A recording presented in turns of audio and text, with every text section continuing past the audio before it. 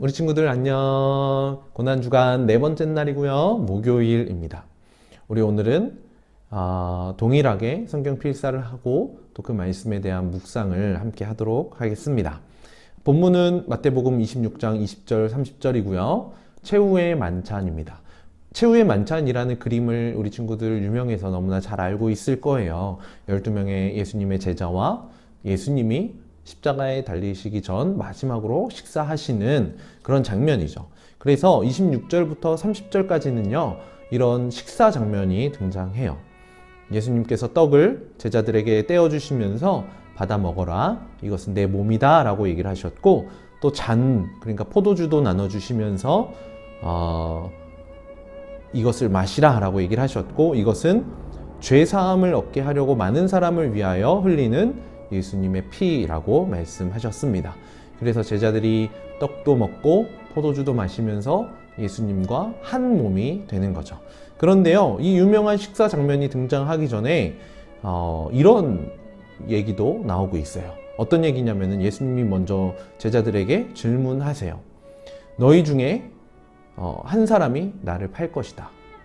그러자 12 제자들이 다 하나씩 얘기합니다. 주님, 저는 아니죠. 예수님, 저는 예수님을 팔지 않을 거예요 라고 얘기를 해요. 그런데요, 그 12명의 제자 중에서 가룟 유다는 어떻게 했을까요? 혹시 우리 친구들 화요일 본문을 기억하나요? 가룟 유다가 예수님을 언제 넘겨줄지 기회를 엿보고 있었다라고 얘기를 해요. 그렇다면 유다는 이 얘기를 들었을 때 굉장히 찔리지 않았을까요? 마음이 굉장히 이상했을 거예요. 그런데 유다도 어떻게 얘기했냐면요, 25절 보니까요, 랍비여, 나는 아니지요.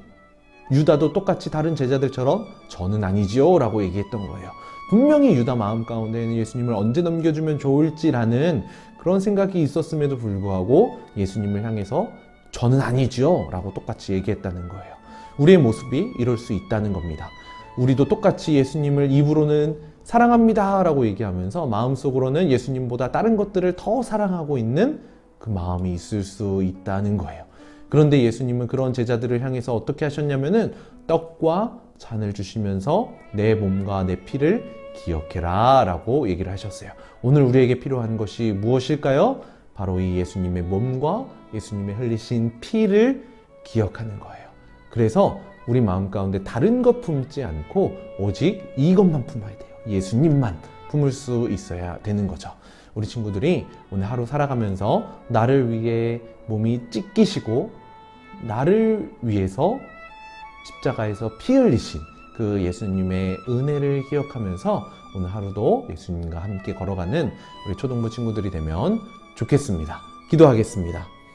하나님 감사합니다. 오늘 말씀을 통해서 사랑하는 12명의 제자들에게 떡과 잔을 주시면서 예수님의 몸과 예수님의 피에 동참할 수 있게 한 그런 장면을 보았습니다.